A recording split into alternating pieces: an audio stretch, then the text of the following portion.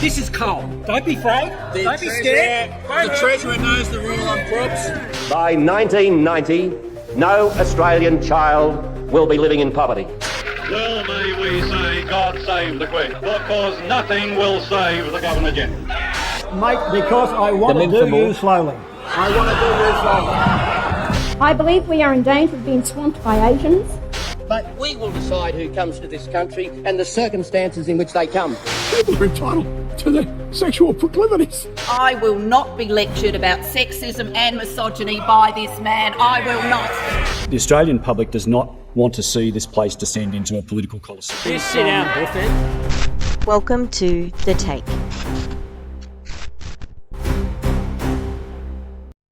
Hi, welcome to The Take. This is Tish, aka Echo Echo. This is going to be our politics video. If you can like and subscribe, that would be amazing. And I also do anti-MLM, anti-scam content. So let's get into it. What I'd really like to talk to you today about is Sudan and the massive problems that are happening over there at the moment. It's like sometimes you think, surely things can't get worse in the world. And then they do. There's been some developments involving a siege. A siege is broken, and the forces called the RSF. RSF stands for the Rapid Support Force, and this is from Al Jazeera, one of the more trustworthy sources for news around the world. They're soft on Qatar because Qatar funds them. So other than that, they're pretty trustworthy. Alrighty, so the regional countries, a true genocide is what it's been called at RSF, kills at least 1,500 people in Sudan's El-Fashir, which is part of Darfur. Regional countries express alarm as more evidence emerges of mass killings by paramilitary forces in El-Fashir. Then you can see them there. I haven't watched any videos because I've heard it is grim. All right, so a quick overview. I didn't know much about Sudan. I knew there was issues, and there's also issues in the Congo, but I didn't really have a handle on it until I did some research yesterday. So I think that people could really benefit from just knowing what's what. So in April 2023, Sudan plunged into a civil war when there was a struggle for power. There was a guy who was their leader for around about 30 years.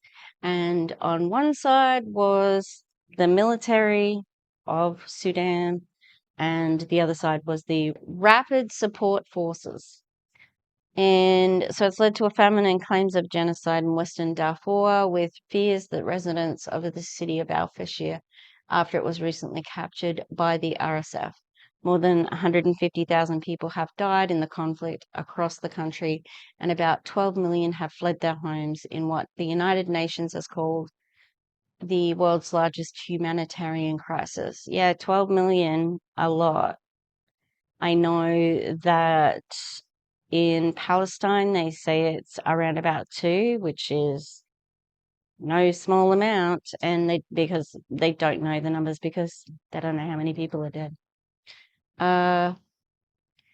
So what happened? There was a guy called General Abdel Fattah el-Burhan, and he was head of the armed forces, and so he became the president. And then the RSF leader, General Mohammed Hamdan Dagalo, he was the deputy, but then I'll imagine that two men disagreed and they went their other ways, and now they're fighting each other. And they say women are too emotional to run countries, and, I didn't realize how far north it was. So it is quite concerning. You can see that Egypt is just above, and it is right on the Red Sea there, with Ethiopia, Eritrea, South Sudan, which seceded earlier, and it is on the shores of Saudi Arabia, I think. But the RSF is being funded by the United Arab Emirates, a country that recently hosted Donald Trump and, has Abu Dhabi and Dubai, and there's a lot of money throwing through there. There was a siege around El-Fashir, and that has broken and has led to the outbreak of violence at the moment. And what people are seeing is that the RSF are filming their war crimes and posting them online. And yeah, I've heard some really awful stories. So scores of people have been killed in attacks by rapid support forces during their recent capture of the city of Al-Fashir in Sudan's western region, according to medical groups and researchers. The RSF, which has been fighting Sudan's military for control of the country, killed at least 1,500 people over the past 3 days as civilians tried to flee the besieged city. The Sudan Doctors Network said on Wednesday the group, which tracks the country's civil war, described the situation as a true genocide. The massacres the world is witnessing today are an extension of what occurred in Al-Fashir more than a year and a half ago, when over 14,000 civilians were killed through bombing, starvation, and extrajudicial executions, the group said. How are we at this point where there is such dehumanization from one group of people to another? Why can't they relate to each other? Like, why does it have to be like this? Money, capitalism. I know. It is said that the attacks are being carried out as part of a deliberate and systematic campaign of killing and extermination. The statement comes as new evidence of mass killings in the strategic area has emerged from Yale's Humanitarian Research Lab, HRL, which reported that satellite imagery of Al-Fashir taken after the RSF moved in shows clusters of objects consistent with the size of human bodies, as well as large areas of red discolorization on the ground. So not only are they seeing the bodies, but they're seeing the blood from satellites. Do you know how much blood you would have to be seen? So there was a 17-month siege. The Sudanese government said on Wednesday that at least 2,000 people have been killed in the city since then, while aid agencies say they have received credible reports of atrocities, including summary executions, attacks on civilians along escape routes, and house-to-house raids. Sexual violence, particularly against women and girls, were also reported in the city, they said. These ones can't be disputed because they're filming themselves. P.S. If there were evidence of systematic rapes on October 7th, we would have already seen that footage on October 7th. It doesn't exist because it didn't happen. Was there sexual violence? Maybe, probably, but not systematic. Al-Fashir puts the RSF in near full control of the vast region of Darfur and has raised concerns of another split of Sudan more than a decade after South Sudan's creation. Sudan's army-aligned government also accused RSF on Wednesday of attacking civilians in mosques during their recent takeover of the city. And these guys are supposed to be Muslims as well. So they have been killing people attempting to flee. But look at that map. Where do they go? There's guns pointed at them wherever they go. The latest and most disturbing video to surface was the fighters roaming through what had been identified as the Saudi hospital in the city of El-Fashir, executing patients, Morgan said. Survivors who fled the city said at least 500 people had been seeking refuge in the hospital. Among those killed were health workers, Morgan added. Oh my God. Journalists and health workers. Like, thank God for the health workers in Palestine because they are the storytellers of that genocide. And perhaps these guys have taken note of that because it seems like they know they can't leave behind any witnesses. Tedros Adhanom Ghebreyesus, Director General of the World Health Organization, said that more than 460 people were killed at the Saudi maternity hospital. He said the WHO was appalled and deeply shocked by the reports. The Sudan Doctors Network said RSF fighters on Tuesday cold-bloodedly killed everyone they found inside the Saudi hospital, including patients, their companions, and anyone else present in the wards. The paramilitary force grew out of a notorious government-linked militia known as the Janjaweed, which carried out genocide during the Darfur conflict in the 2000s. The US has also declared that the RSF and its allies have committed genocide in the current war. This is particularly horrific, so it's content warning, sexual assault involving children. Is there a genocide? Many Darfuris believe that RSF and allied militias have waged a war aimed at transforming the ethnically mixed region into an Arab-ruled domain. This is in Africa.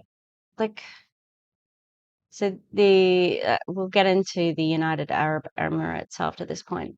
In March 2024, the UN's children's agency UNICEF gave harrowing accounts of armed men raping and sexually assaulting children as young as 1. Some children have tried to end their own lives as a result. I will never understand that.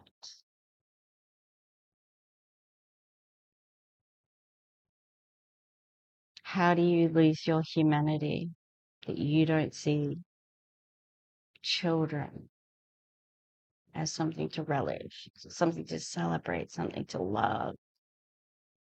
It's disgusting. In the same month, campaign group Human Rights Watch said it was possible that the RSF and allied militias were carrying out a genocide in Darfur against the Massacres people and other non-Arab communities. Thousands had been killed in El Geneia city in a campaign of ethnic cleansing with the apparent objective of at least having them permanently leave the region, it said. Oh, play it again, ethnic cleansing. Yeah, so that has escalated. As I said, you can see the blood from space, from a satellite, and the RSF, the militia group that is carrying out these atrocities, the rapes, the murders, and it's indiscriminate. They're just killing everybody. So this is from Middle East Eye, another trustworthy source, in my opinion, and it was published a couple of days ago. So UAE, United Arab Emirates, increasing support to Sudan's RSF with new Chinese drones report. Hey, China, can you stop selling drones to shitty people, please? Thanks. When it was just, I don't know, that technology, like delivering things, but no, we need something that's going to explode. I think China has a responsibility not to sell weapons of genocide to a group that is committing genocide. Yeah. US intelligence from as recently as October indicated the UAE was stepping up for the oh my God, I did this yesterday too. Paramilitary force. So, US intelligence agencies reported that the UAE had increased the supply of Chinese drones and other weapon systems to Sudan's paramilitary rapid support forces. The Department of Defense Intelligence Agency and the State Department's Intelligence Bureau both reported an increase in the flow of weapons from the UAE to the rebel group that has been accused of committing genocide in Darfur, according to a report on Tuesday by the Wall Street Journal. What's the Department of Defense? Isn't old Pete Hegseth about the Department of War? P.S. I found peach liquid IV. It's amazing. The supplies included advanced Chinese-made drones along with small arms, heavy machine guns, vehicles, artillery, mortars, and ammunition. The UAE's support for the RSF has been well documented, and much of the Wall Street Journal's report corroborates Middle East Eye's exclusive reporting on the UAE's role in conflict. UAE denies it. Middle East Eye reported in January 2024 that the UAE was supplying the RSF with weapons through a complex network of supply lines and alliances stretching across Libya, Chad, Uganda, and breakaway regions of Somalia. Why would you need to do that? Hey? United Arab Emirates says everything's above board. Why do you have to... In May, Amnesty International found the UAE was sending Chinese-made weaponry, including GB-50A guided bombs and 15mm AH-4 howitzers, into Darfur, where the RSF has been laying siege to several cities. This week, the RSF stormed into the North Darfur city, El-Fashir, where RSF fighters have since filmed themselves massacring civilians. The RSF's conquest of El-Fashir comes on the heels of collapsed US-sponsored peace talks. Sources told Middle East Eye that UAE, which is the RSF's most significant patron, refused to address the situation in El-Fashir, which has been under siege for over 500 days. The talks collapsed on Friday. According to the Wall Street Journal report, the UAE's support for the RSF picked up after March when the Sudanese army, which was backed by Iran, Turkey, and Egypt, retook the entire Sudanese capital of Khartoum. In May, Middle East Eye directed a series of precision attacks with Chinese drones on government-controlled Port Sudan that wounded several merchants of a Turkish technical team assisting the Sudanese military. I can't imagine the fear of drones that people in Sudan and people in Palestine are going to have. It would just be terrifying, knowing that your end could come from this little thing that's flying. It's awful, the quadcopters and stuff. So Sudan did try to prosecute the UAE for genocide with the International Court of Justice, but the United Arab Emirates is not a signatory to the article that refers to genocide. So they can't be prosecuted for genocide because they're not a part of that. Isn't that sneaky? I don't think they should be a part of the International Court of Justice if they can't sign all of the, things that you're supposed to follow. Not that they, they've issued warrants for Benjamin Netanyahu and Yoav Gallant. They know where they are. Go fucking get them. It's just ridiculous. And for all of us who care about Palestine, we need to make sure that we're looking after the people of Sudan and Congo and all just try to be better people. We have to highlight those because we have whatever voice we do. It's really important. And I've been guilty of, focusing more on Palestine, but even some seasoned Palestinian observers have said that what's happening in Sudan is shocking them. So, yeah. Hopefully we can see a solution sooner rather than later, and that we don't lose so many people to that sort of ignorance ever again. All right, bit of a grim one, I know, but it is grim. And I don't know about you, but I'm sick of seeing brown people dying when they don't have to, and their children being abused and left for dead. I'm fucking had it with that. It shouldn't be happening. It's not fair. It's absolutely not fair. And anyone who has a platform and privilege and who can do something should be doing something. That's all we have left. Thanks for listening. I appreciate you dropping by, and I will be back with some more politics, hopefully something more positive. We can always hate Anthony Albanese. That's an easy one. All right, thanks for watching. I will see you next